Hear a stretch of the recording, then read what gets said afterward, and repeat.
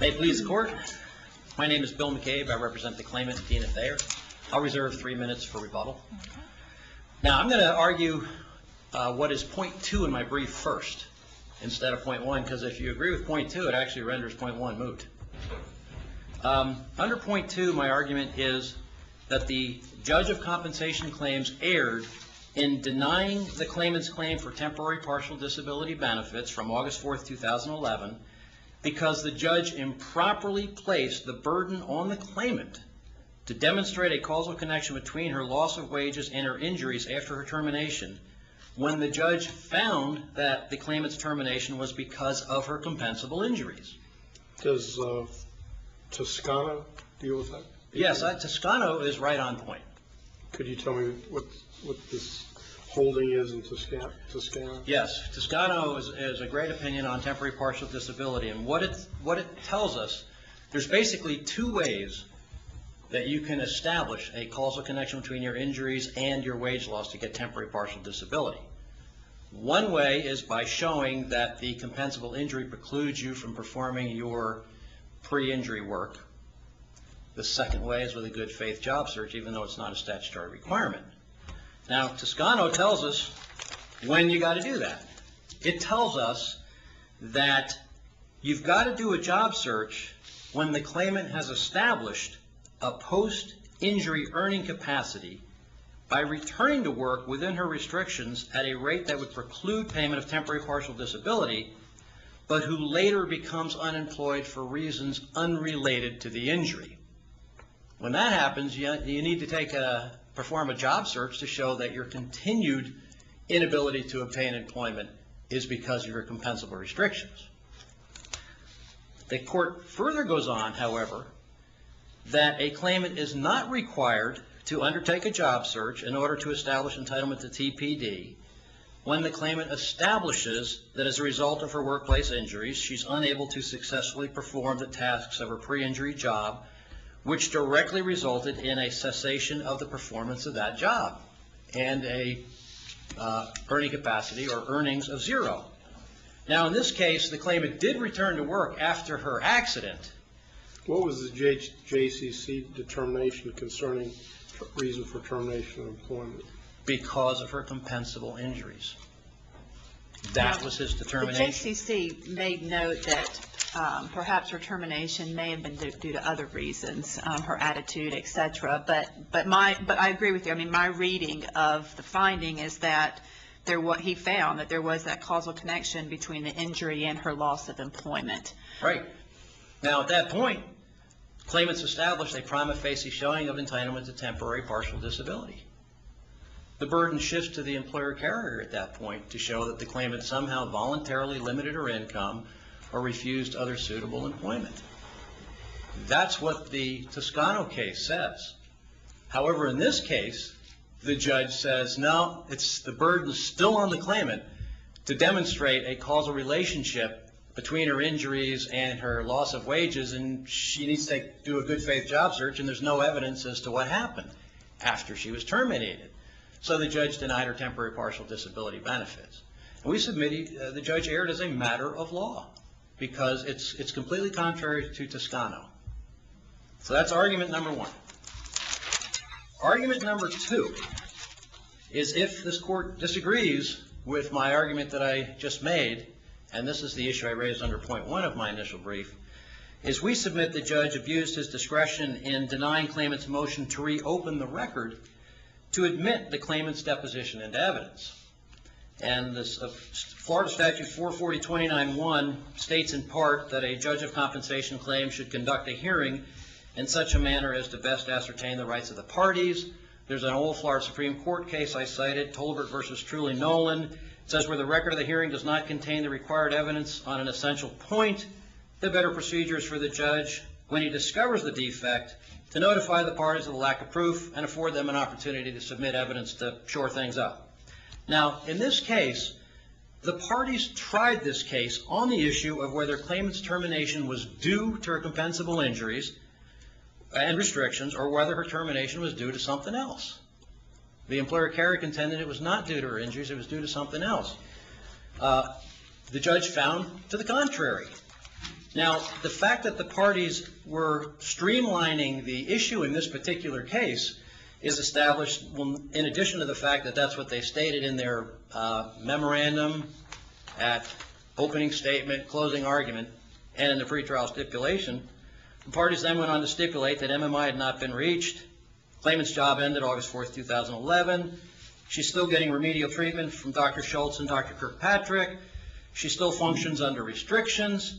So because of this, the parties agreed that most of the medical records didn't even have to go into evidence. There's 169 pages of them, apparently, that they didn't put in to bog up the record. Now, the claimant's deposition had been taken.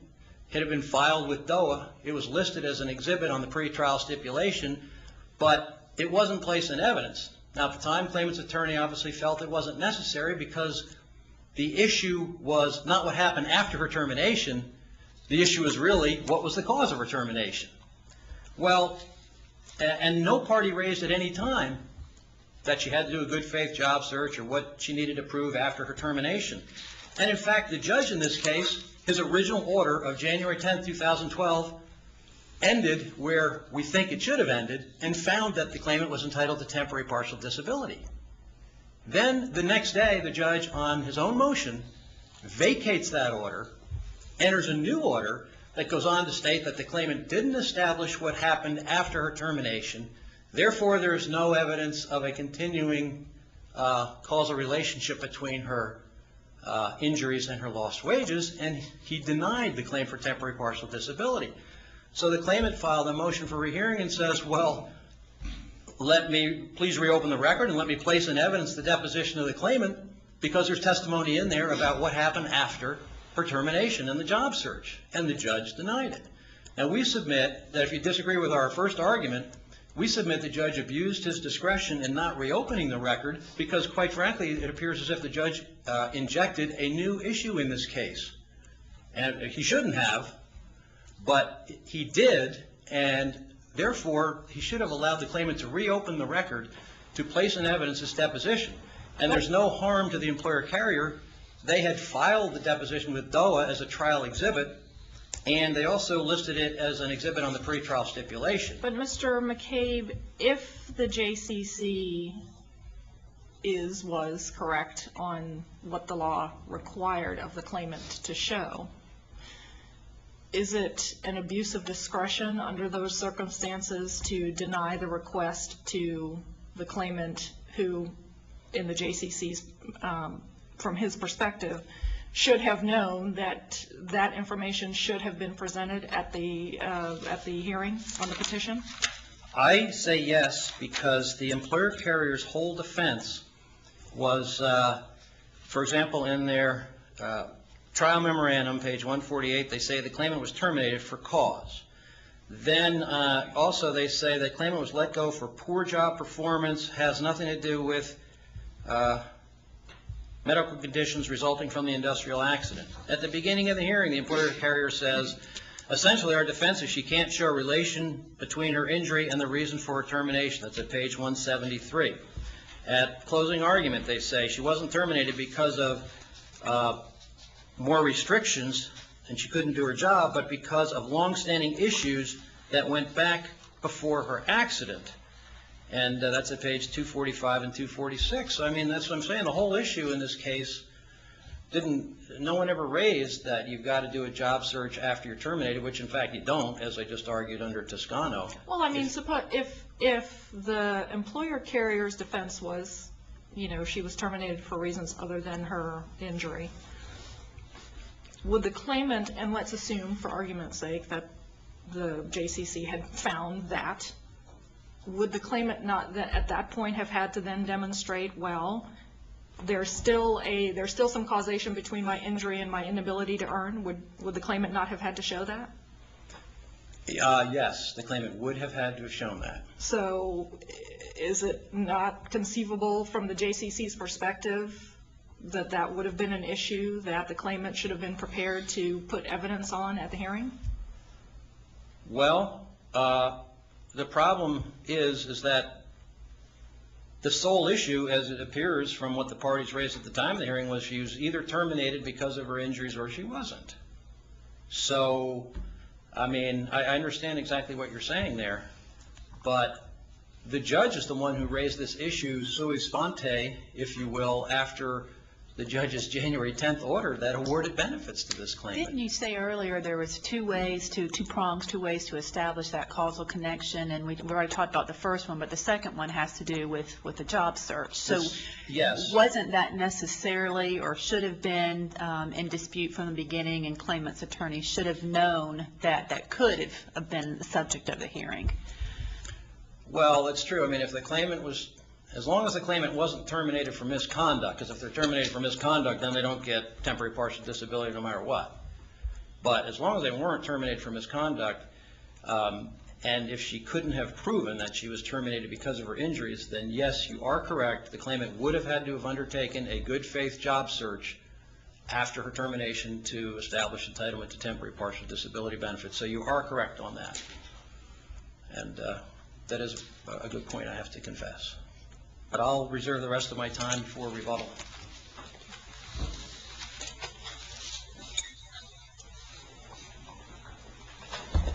If it pleases the court, my name is Aaron Seth Bass. This is my partner, Scott Silver. We are with the firm of Silver, Bass & Brands, and I represent Chico's FAS, the respondent or appellee in this case. There's two aspects to this case, as my learned colleague, Mr. McCabe, said. There is this procedural issue, whether or not to reopen the evidence, and then there is this issue with regard to the judge employ the correct standard. We feel that if you embrace the ruling in Wyeth v. Toscano, that indeed it shows this judge did employ the correct standard. The employer carrier is not going to run from Wyeth v. Toscano in this case. Indeed, in the Toscano case, it speaks at length about the fact that the issue and the concept of a job search has reemerged in case law addressing post-amendment dates of accidents that has occurred in the context of an employee who has established a post-injury earning capacity by returning to work within her restrictions at a rate that would preclude the payment of temporary partial disability benefits, but who later becomes unemployed for reasons unrelated to the injury. In this situation, as Judge Ray pointed out, the judge, looking at the totality of the circumstances, which is talked about in the Ullman v. City of Tampa Parks and Recreation case, and in other cases decided by this court, Bettencourt v. Sears Roebuck, and the Wayne Dalton Corp. cases, when the judge looked at the totality of the circumstances in this case, he looked at me, he said, this is a woman who had an injury, returned at full-duty employment in her same job for the employer, then was given restrictions, continued to work in her same job for, I believe, 16 months, and then was terminated. Was she not given some sort of accommodation during those 16 months? I think there was some evidence that a supervisor had other workmates sort of take some of the load off. Yes, Judge Marcel, you're absolutely correct. She was given accommodations, but she never suffered any sort of wage loss, any sort of decrease in earnings. She always stayed above the 80-80 threshold, as those of us who are workers' compensation practitioners call it. So she continued to work. What happened then? Did the employer not then, at some point after those 16 months, say, we're no longer going to have your coworkers, take up the slack for you, and that accommodation was gone, and at that point, her employment was terminated. At that point, her employment was terminated. And her income fell to zero. And her earnings went to zero. Okay, and the JCC found, and from what I can tell, didn't change this particular finding, that the claimant has shown a causal connection between the injury and her loss of employment. So that finding still stands. That finding still stands, and that's correct. But does that not make this case different from Toscano on the facts? It does, I believe, make it different from Toscano on the facts, because when you look at all of these facts together, you are still looking at the fact that this is a woman who had an uninterrupted period of employment for 16 months post-injury during a short period of that time at full-duty work. But because she lost the accommodation that she was getting, she was unable to continue at that level. Partly. Partly. But the JCC found that there might have been other reasons, but she had established that causal connection. She had established that causal connection in part, but he also said, as Judge Ray brought up, in no small part because of her attitude, because of other things that had occurred at the workplace, went into her termination. And looking at the totality of those circumstances, he said, I still don't understand how that injury itself now has related to her wage loss, and I want to see a job search requirement done, or I wanted to see evidence of that, and that was not here. And I think that one of the important things that weighed in on the JCC in looking at this was the temporal aspect of what had gone on here. The fact that we had 16 months of work with no temporary indemnity paid whatsoever, even temporary total or temporary partial.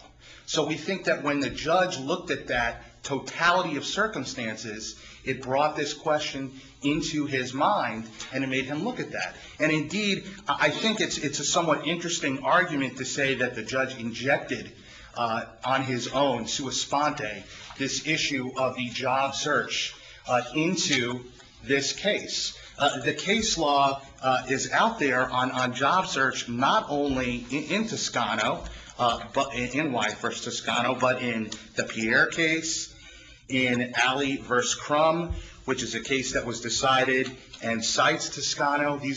The job search requirement is talked about in a plethora of temporary partial disability cases where you have people who returned to work and then were later terminated.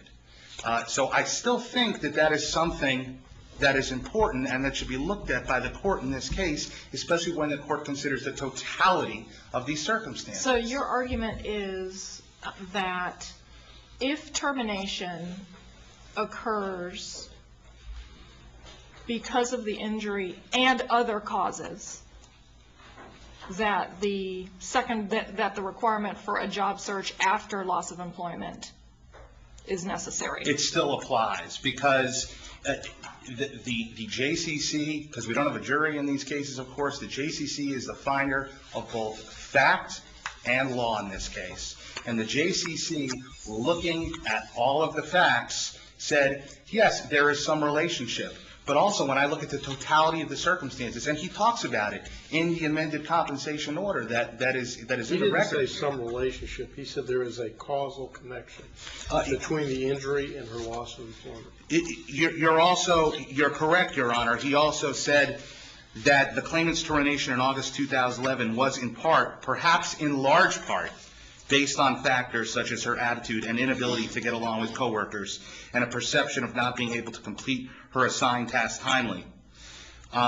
There is no escaping the fact that, as stated by the two witnesses testifying to this hearing, the claimant needed help with her job. And so he talks about that, and that is on page 5 of the amended final compensation order. But yes, Judge Marcel, our argument is when you look at the totality of these circumstances, looked at by the finder of fact, and his issues, his facts, and what he saw should not be overturned, and this court should not seek to inject itself or superimpose its view of those facts on the trial court judge. Well, I don't think that we would need to do that in this case, but has there been an opinion from this court holding that on this first prong, I'm just concentrating on the first prong, the causation prong, okay, not the job search piece. But have we decided at some point that this totality of circumstances standard that you are suggesting applies to the causation element? Or are you asking us to establish something new here in the law? That's an interesting and a good question, Your Honor. And what I would say to the court is I think it's a generally accepted rule that applies to all workers' compensation cases that that the totality of circumstances should be relied upon in any judge in any court, not just a workers' compensation court, but any court, looking at the totality of the circumstances and all of the facts and the evidence in any case in making its decision. A jury, when a jury is given a set of facts, it's asked to go and look at all of those facts. What the jury does behind closed doors in the jury room, we don't know. Right. And when a jury comes back, oftentimes there are interrogatories in the verdict form where they answer the questions. In this case, the interrogatories in the jury verdict form were those submitted to us by the JCC, in essence, where the JCC says the claimant has shown a causal connection. We can't disregard that, do you suggest? I don't suggest that you disregard it. I suggest that you look at it in light of the fact that he says, but when you look at all the facts and the totality of the circumstances, which once again, he does state in the amended final compensation order, he talks about that. Wouldn't it have been more helpful to your position if he had said, in light of these other variables, there is no causal connection? Exactly, Judge Swanson. He may not have used those magic words, but I think that's inherent in the decision that he gave. So we should disregard the language that he said there was a causal connection and find in the global situation here that the other variables were more outcome determinative than the injury itself? Not disregard it, but read it in light of the other things that he put in his statement and the fact that he did recognize in looking upon the totality of the circumstances, he felt that this was the appropriate ruling. Well, I'm looking at that particular portion of the amended order, and it still seems to me, and I'm just going to read the paragraph that I'm looking at. It says, therefore, the claimant remained eligible to receive TPD benefits subsequent to her termination. Let's stop there. That says to me that she had established the causal connection between her injury and termination. So at that point, she's eligible. Then the JCC goes on to say, however, in this case, claimant has to demonstrate that after the termination, the causal connection still existed. And that's where the JCC says it's necessary to consider the totality of the circumstances when determining whether this claimant's loss of wages after the termination remained causally connected. So the totality of circumstances does not relate to that first piece of causation, i.e. whether the injury caused the termination and loss of wages.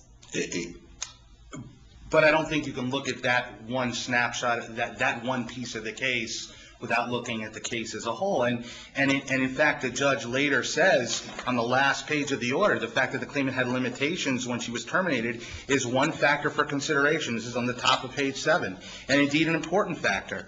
However, the inference is that the claimant had an earning capacity within the limitations she possessed when she was terminated. And when she was terminated, and the loss of earnings was the termination and not totally the injury. So I think once again the judge brings that back in there when he talks about that on the final page, that I'm looking at the totality of the circumstances here. If I could briefly address, and I don't know if the court even wants me to, the other issue with regard to reopening the evidence, because I'd like to be heard on that. That's a very interesting argument once again. Essentially what we have in this case, Your Honors, and I think all three of Your Honors questioned Mr. McCabe about this, was we have a situation where claimant is aware of this job search requirement. It's in the case law. It's there as it relates to temporary partial disability. It may not be a statutory requirement any longer, but it is there. Claimant counsel at the time of trial chose not to, for whatever reasons he had or did not have, he chose not to elicit testimony from the claimant about that while she was on the stand. He then gets the ruling from the judge, or the amended final order, and now with the benefit of 20/20 hindsight tries to say, oh, I have a depot that I think can meet that burden. Let me put that in. His position was your pretrial statement, which I assume is promulgated in response to a pretrial order of some sort, laid out what the issues were from your perspective, and that those issues were not highlighted or even particularly germane until the order from the JCC was finally promulgated. But I think what a claimant has to do to prove their case is always incumbent upon the claimant, and that's always germane. What prejudice is there to your client from allowing opposing counsel an opportunity to ensure that the JCC has a full opportunity to review all the evidence? I don't believe it's an issue of prejudice, Your Honor. I believe it's an issue regarding finality, and the courts favor finality of rulings. And at what point, if we go down that slippery slope? Well, if there is a procedural rule that allows motion for rehearing There or is reopen. There is a procedural rule. The procedural. So it's not final until after that those have been exhausted. Is that fair? That is correct. And there's two procedural rules on that. One is 1.540A. And none of the circumstances that are listed in that rule have been met in this case. And the other one is when you can put a deposition in, and that's under 1.330A3. And none of those circumstances are present here either, Judge Swanson. I mean, you don't have a witness who is dead. You don't have someone who is infirm. Indeed, you have a witness who is there, present, live at trial. And the testimony could have been taken from her right there. I don't know of a lawyer who has ever tried a case or taken a deposition that has walked out and said, darn, I should have asked that. I wish I could go back in front of that jury, but they're already behind the jury box and do it. It's something that I think everyone who practices law as a litigator goes through. You referred to the job search as a requirement, and I think you concede it's not a statutory requirement, but it's a case law, judge-made requirement. But isn't really the only requirement that the claimant established, or that there is no causal relation, or there is a causal relation between the injury and the termination, not necessarily that there was a unsuccessful job search? You're correct. And one of the things that I wanted to bring up is that keep in mind this concept of this causal link. You can still have a claimant, and I'm running low on time here, but I'll just say this briefly. There are cases, and an example of one of those cases is the Rinker case, Stewart v. CRS Rinker, which is 855 Southern 2nd, 1173, where just because you have someone who is fired for cause doesn't mean you can necessarily preclude them from getting temporary partial disability if they can still show that link. And I think that once again goes to show if it's good for the goose, it's good for the gander. The pendulum swings both ways. Looking at it in the totality of the circumstances, once again, looking at all of the facts that this JCC had, he still said, I still don't see the link. Maybe he didn't so artfully put it in his order, but I still think that's what the standard is for this court. And we would ask that this court uphold the ruling. Thank you very much. Here's what the court said in Toscano, page 799. Here, claimant established to the JCC's satisfaction that, as a result of her workplace injuries, she was unable to successfully perform the tasks of her pre-injury job, which directly resulted in a cessation of the performance of that employment and an attendant reduction of her income to zero. Obviously, this meant that she was able to earn less than 80% of her AWW. Consequently, she established prima facie entitlement to TPD benefits. Here's what the court says on page 800. Once a claimant meets her initial burden of establishing a prima facie showing of a causal connection between the compensable injury and the subsequent loss of income, the burden shifts to the employer carrier. It says E/SA, but employer carrier, to prove that during the period in which wage loss benefits are claimed, the claimant refused work or voluntarily limited her income. The burden shifted to them. They didn't present any evidence. It's not the claimant's burden anymore, but the judge said it was, and that is an error as a matter of law. Now, there's a case that came out after that, Williams versus Archer Western Contractors, 43, it's cited in the brief, 43 Southern 3rd. That case is a real short opinion. The judge found that claimant suffered compensable injuries resulting in restrictions which prevented him from performing his pre-injury job, but which did not prevent him from performing some modified duty. The record indicates no refusal by claimant of modified work. There was no refusal by this claimant of modified work. Then it says, nor was claimant offered modified work. Claimant was offered modified work for a while, and she did it, and then when the modification was taken away, she was terminated because, as the judge found, because of her injuries. Then it says, claimant was not terminated for misconduct, nor was this. Claimant did not commence employment elsewhere, followed by termination for misconduct or economic reasons, nor did claimant here. And then this court says, under such facts, as explained in the Toscano case, claimant is entitled to temporary partial disability benefits without conducting a job search. So there it is. So thank you very much. Thank you.